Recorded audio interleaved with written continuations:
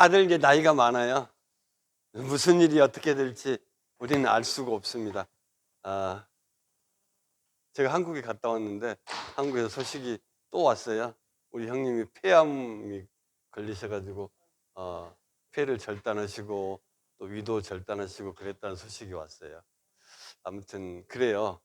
아, 그렇지만 우리 한국의 의사가 그러더라고요. 그런 거 싫으면 나이 먹지 말으라고 그러더라고요. 근데 우리가 다 나이 먹어가요. 다 앞으로 당할 일들이 참 많습니다. 그렇지만 지금은 없으니까 없는 것 같은데 그렇지 않아요. 이제 곧 다 똑같이 나타납니다. 그럴 때 우리가 강건해지려면 예수님밖에 없어요. 예수님 또 하나님이 저와 여러분을 붙들어 주실 줄 믿습니다. 이제 성탄절에 주로 우리가 보는 그 말씀인데 저는 이렇게 생각해요. 마리아가 우리가 아시다시피 예수님의 탄생의 비밀은 사실 우리가 맞습니다, 틀립니다, 뭐 과학적으로 불가능합니다 이야기해요. 근데 사실 그것을 믿지 못하면 뭐 이 교회에 나올 필요도 없어요. 일단은 예수님이 성령으로 처녀의 몸을 통해서 잉태되셨고 이 땅에 오셨다를 믿는다는 게 첫 번째 우리 기독교인의 전제 조건이에요. 또 하나는 더 나아가서는 하나님이 천지를 7일 만에 창조하셨다. 이것도 못 믿으면 교회를 못 나와요. 이걸 못 믿는 게 아니고 하나님을 믿을 수가 없죠. 우리는 이 두 가지는 진짜 속된 말로 하늘이 두 쪽 나도 믿으셔야 돼. 그렇게 된다고 생각하시고 시작하는 게 우리 믿음이에요. 근데 그것을 부정하게 되면 다음에 여기 있는 어떤 말도 우리가 인정을 못하죠. 그런데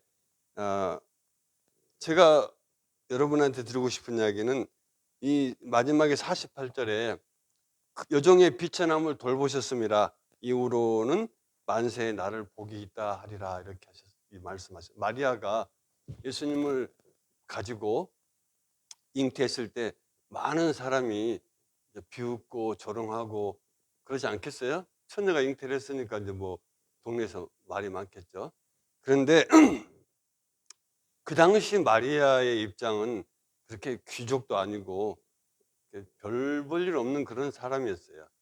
그렇지만 하나님의 은혜를 입었습니다. 그리고 나중에는 예수님 어머니가 되는 복을 얻게 돼요. 저와 여러분도 마찬가지예요. 저와 여러분도 사실 아무것도 아니죠.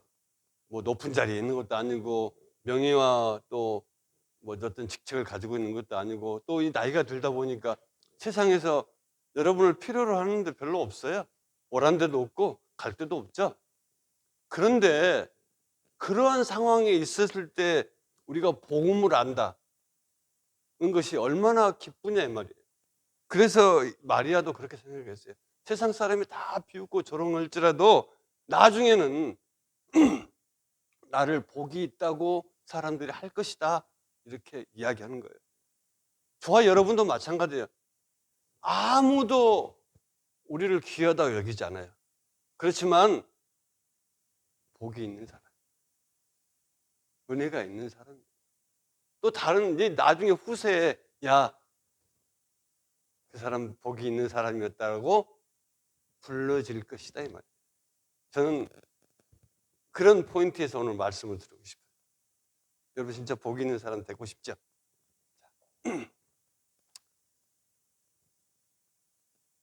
많은 사람이 지금은 예수님 오신다. 우리 지금은 예수님 오신다는 분위기가 별로 없어요.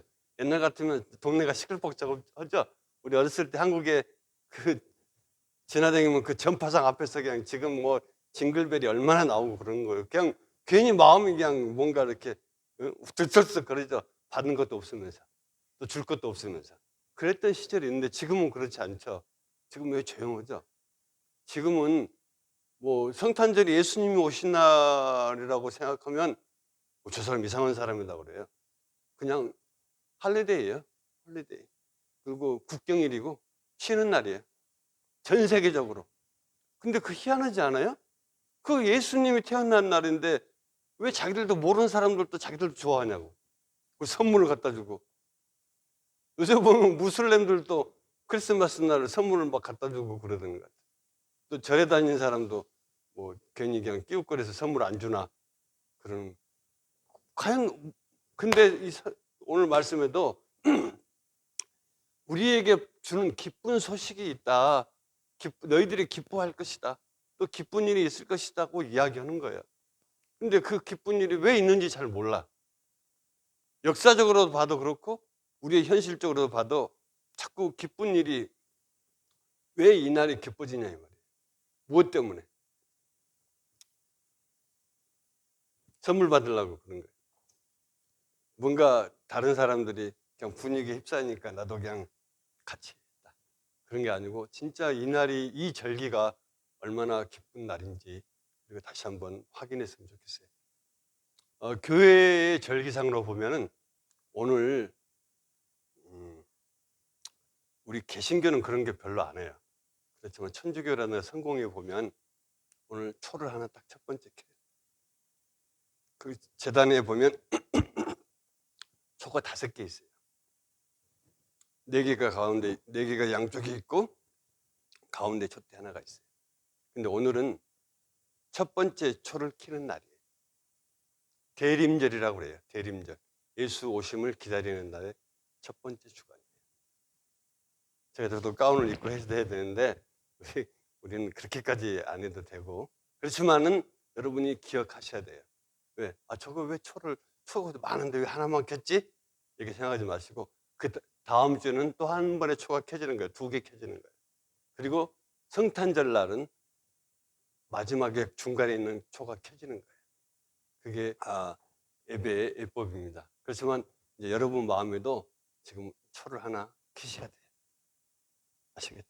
초를 켜시고 과연 오늘의 이 사건들이 무엇을 이야기하려고 하는가? 그리고 나하고는 무슨 관련이 있냐?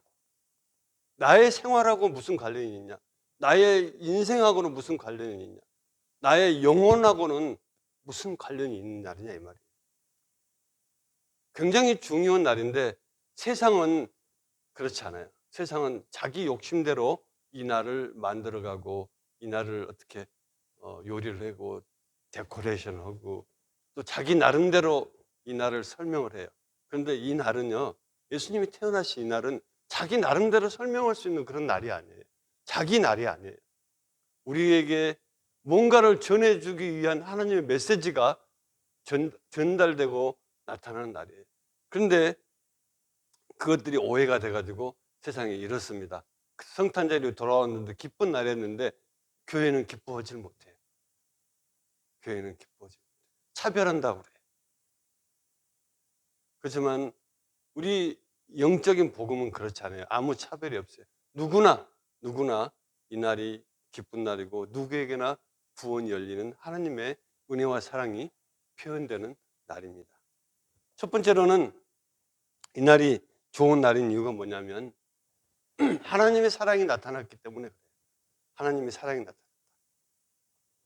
성경에 이렇게 이야기하고 있어요.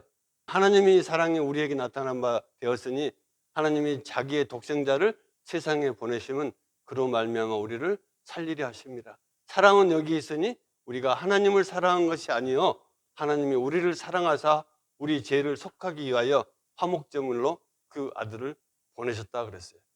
우리 태어나신 예수님은 이제 앞으로 세상에 오셔서 33년 동안 세상을 살고 나서 십자가에 못 박혀서 돌아가시게 돼요. 누구 때문에? 저와 여러분의 죄 때문에 그러는 거예요. 그리고 또 하나님이 이처럼 사랑했다 하는 말을 표현하는 게 있어요. 우리가 너무너무 잘 아는 요한복음 3장 16절에 뭐라 그랬어요? 기억나세요? 요한복음 3장 16절? 하나님이 세상을 이처럼 사랑하사 독생자를 주셨으니. 기억 안 나시죠? 이거는 진짜 내 마음속에 꼭 새기셔야 돼요. 하나님이 세상을 이처럼 사랑하사 독생자를 주셨으니 이는 저를 믿는 자마다 멸망치 않고 영생을 얻게 하려 하심이라.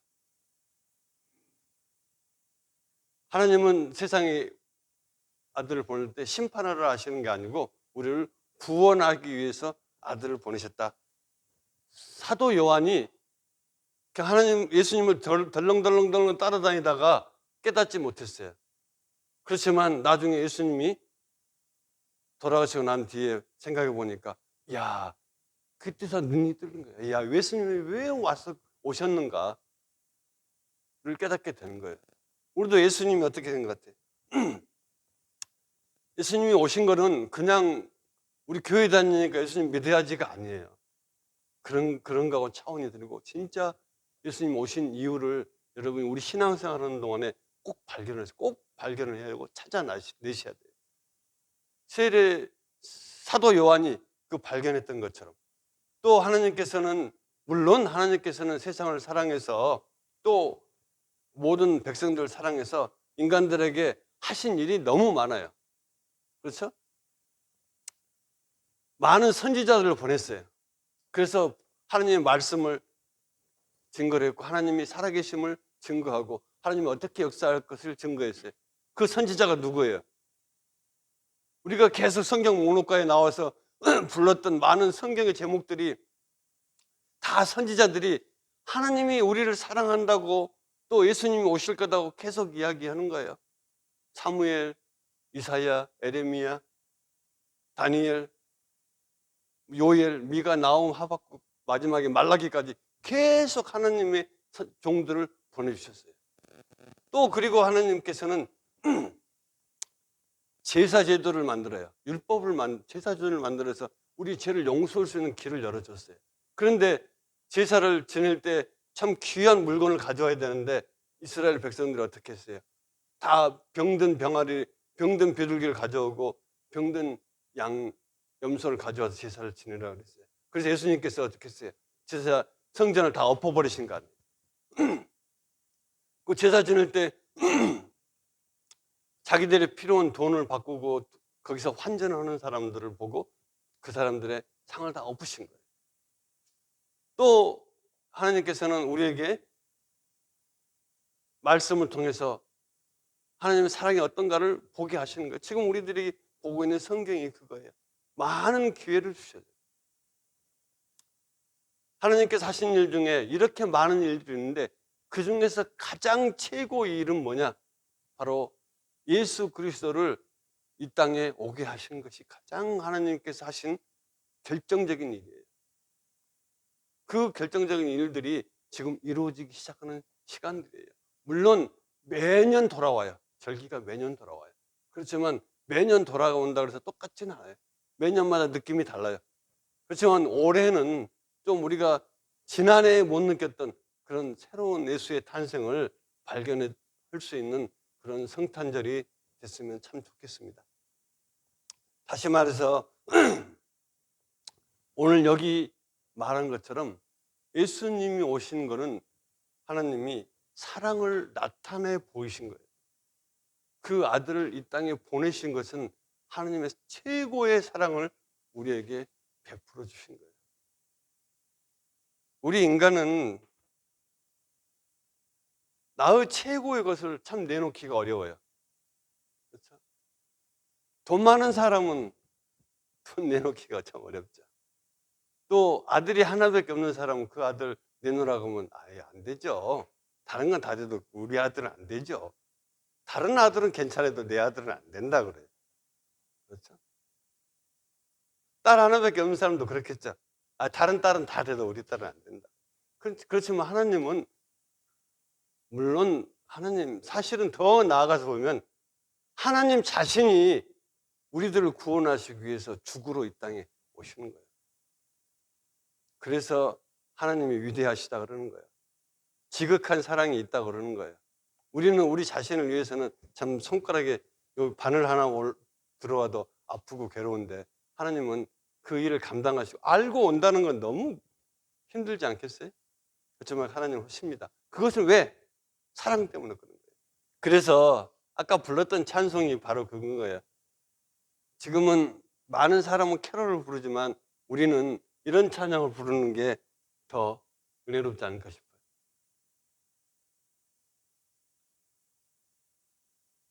하나님의 그 큰 사랑 말로 다 해명 못하네. 이 찬송을 쓴 사람의 그 마음이 참 너무나 감동적이죠.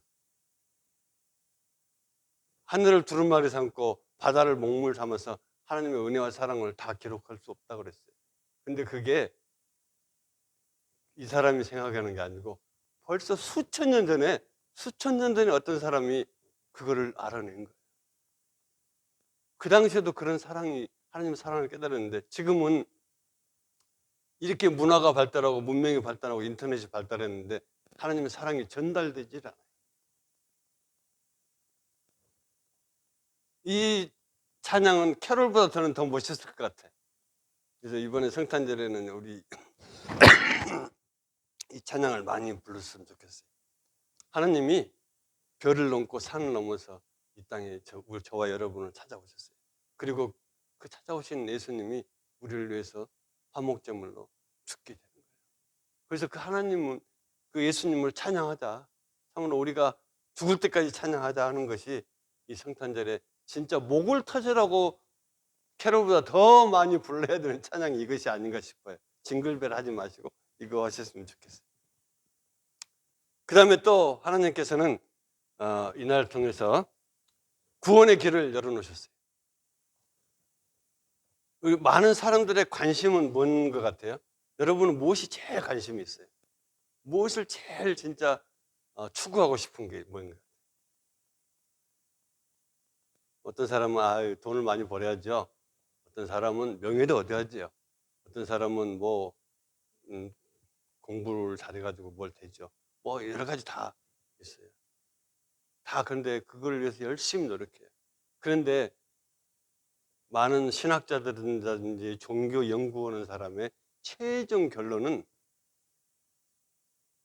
전대자를 만나는 거예요. 내가. 그래서 많은 사람이 속된 말로 돌을 닦는다고 그래요. 그래서 고행을 하기도 하고 또 수행을 하기도 하고, 어떤 사람은 벽을 보고 그냥 뭔가를 묵념을 해가지고 찾아내려고 그래요. 그런데 아무도 그 길을 찾지를 못했어요. 그 진리가 뭔지 알려준 사람은 없었어요. 그런데 예수님께서는 뭐라 그랬어요? 내가 길이요 진리요 생명이니 나로 말미암지 않고는 아버지께 올 자가 없다. 물론 지금 우리가 급하질 않아요. 지금 저와 여러분이 별로 급한 것이 없어요. 그렇지만 이제 좀 있으면 다 급해져요.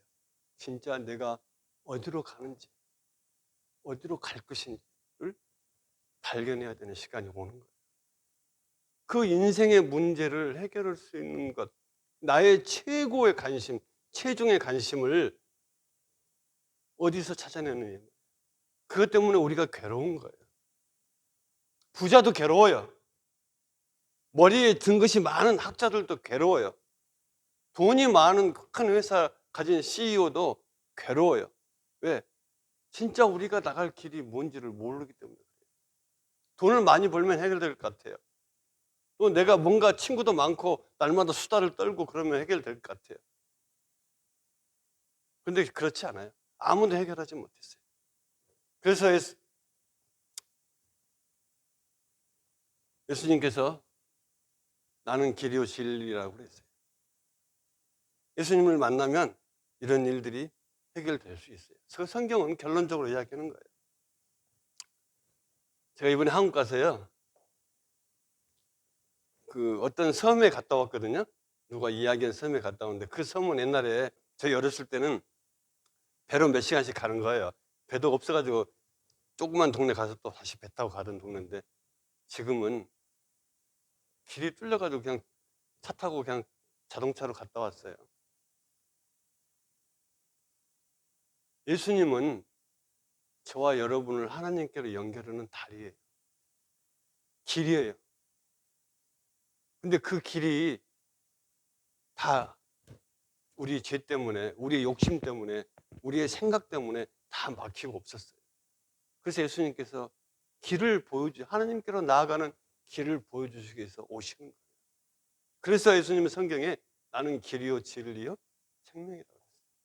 이 길을 통해 가야만 생명을 얻을 수 있는 거예요. 영생을 얻을 수 있는 거예요. 바로 우리 이 성탄절은 바로 그 하나님께로 가는 길을 열기 위해서 예수님께서 오셨다는 거예요. 우리들이 방황하고 어떻게 할지 모를 때 그 길을 찾아가기로 오신 거예요. 근데 그 예수님이 우리들이 엉뚱한 데로 가지 말라고 빛으로 오셨다는 거예요. 그래서 환한 빛으로 오셔서 우리 발길을 조명해 주시는 거예요. 그렇기 때문에 우리가 넘어지지 않고 하나님 앞으로 나아갈 수 있도록, 우리가 엉뚱한 길로 가지 않고 갈 수 있도록 길을 열어주시는 분이 바로 예수님이 오시는 절기가 바로 성탄절. 그래서 제가 거기 참 대단하다 이렇게 생각을 했지만 우리 하나님은, 예수님은 더 대단하신 거예요. 이거는 말로 할 수가 없어요. 우리 길을 가게 하신 거예요. 그런데 더 대단한 거는 뭐냐 그러면 보잘것없는 나에게 그 은혜가 임했다는 거예요. 많은 사람이 똑같이 성탄절을 보고 있어요. 많은 사람이 성탄절을 보고 있어요. 그런데 그 성탄절 예수님이 오시는 그런 기쁨이 나에게 있다는 거예요. 예수님이 오신다고 성경에 오래전부터 예언을 했었어요. 그런데 이 소식을 만난 사람은 누구냐면 목자들이에요. 왜 이 예루살렘에 율법학자도 있고 바리새인들도 있고 또 예루살렘에 궁궐에 고관들이 살고 있었는데 그 사람들한테는 소식이 안 전해졌을까 하는 거예요. 왜 어렵게 힘들게 사는 목자들한테 나타나는가? 지금도 이 기쁜 소식은 휘황찬란하게 사는 사람은 안 느낄 수가 없어요. 참 세상에 어렵고 힘들고 고통 속에서 참 하루하루를 참 어렵게 살아가는 사람들에게 나타나는 거예요. 내 마음에 갈등이 있는 사람에게 이 기쁜 소식이 나타나는 거예요. 예수님이 나타났다고 찾아온 사람들은 누군 것 같아요? 동방박사들이 찾아왔다고 그랬어요. 동방박사들은 하나님을 모르는 사람이에요. 그런데 예루살렘에는 하나님을 아는 사람들이 너무너무 많이 살고 있었어요. 그런데 그 사람들은 예수님이 태어났다고 그러는데 또 와서 경배하지를 않았어요. 그리고 예수를 알지 못하는 사람들이 경배하는 거예요. 복음은 그래요. 복음은 본래 이스라엘 백성들에게만 전해지게 돼 있어요. 이방 민족, 이방 사람인 저와 여러분에게는 그런 복음을 전할 수도 없고 또 전해졌다 그래도 가당치도 않는 이야기였어요. 지금도 이스라엘에 사는 유대인들은 그렇게 생각해요. 기독교 다른 교인들이 복음을 받는 것에 대해서 굉장히 의심스러워해요. 바로 그렇지만 예수님의 탄생을 경배하러 온 사람은 하나님을 경건하게 믿는 제사장들이나 바리새인 서기관들이 아니고 하나님을 알지 못하는 이방 동방 박사들이 경배를 오는 거예요. 전자에도 말씀드렸지만 마리아가 제가 너무 기쁩니다. 하나님이 이 기쁜 소식을 나를 통해서 세상에 나타나게 하신 것을 너무 감사합니다. 마리아는 비천한 계집종이라고 그랬어요. 저와 여러분도 마찬가지예요. 세상에서 볼 때 어느 구석 하나 휘황찬란하지 않아요. 아무도 여러분에 대해 관심도 없어요. 아무도 여러분에게 무엇을 요구하는 사람도 없어요. 그런데 기쁜 소식은, 예수님의 탄생하는 소식은 바로 그런 사람들한테 전해지는 거예요. 왜? 평강을 주시기 위해서.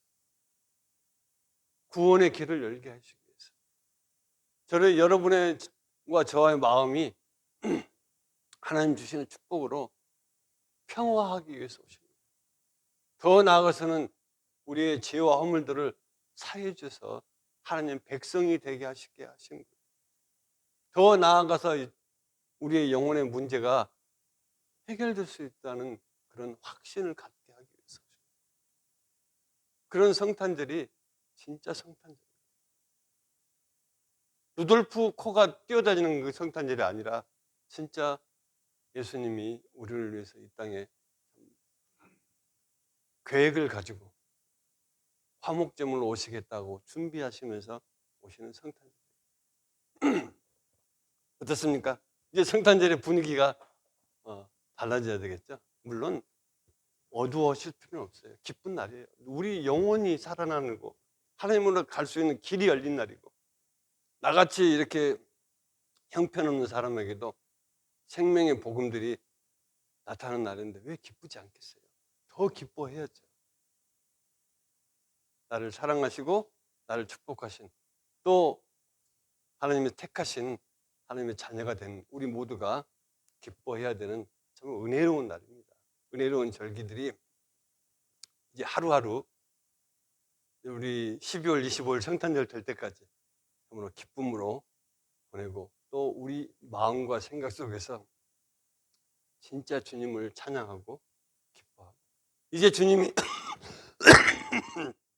나를 찾아오신 주님이 과거의 주님이 아니고 더 멋지고 더 존경할 수 있는, 또 더 참 전능하신 하나님의 아들인 것을 발견할 수 있는 절기가 되기를 주님의 이름으로 축원합니다. 기도하겠습니다. 하나님 아버지, 참 감사합니다. 참 우리들을 사랑하시고 또 우리들에게 구원의 길을 열어주시고, 우리들이 이렇게 낮고 천한 자들에게도 하나님 참으로 구원의 기쁜 소식들, 참으로 영생이 회복되는 놀라운 소식들, 참으로 기적 같은 그런 소식들을 전해주는 귀한 날을 주셔서 감사합니다. 또 그러한 일을 감당하시기 위해서 우리 독생자 예수 그리스도께서 탄생하시기 위해서 준비하는 시간을 우리에게 허락하신 것 감사합니다. 우리가 하루하루 인생을 살지만 참으로 주님과 더불어 살기를 기뻐하게 하시고, 또 말씀 속에 살아가기를 기뻐하시고, 또 주님의 약속대로 살아가서 귀한 소망을 붙들기에 부족함이 없는 믿음의 사람들 되게 하여 주시기 원합니다. 더 기쁜 성탄절 맞이할 수 있도록 우리 주님께서 우리의 믿음을 더욱더 강성하게 하시고, 또 우리의 믿음대로 바라는 모든 소망들이 주의 날과 더불어서 이루어질 수 있도록 축복하여 주시길 원하고 있고, 예수님 이름으로 기도드립니다. 아멘. 주의 음성을 내가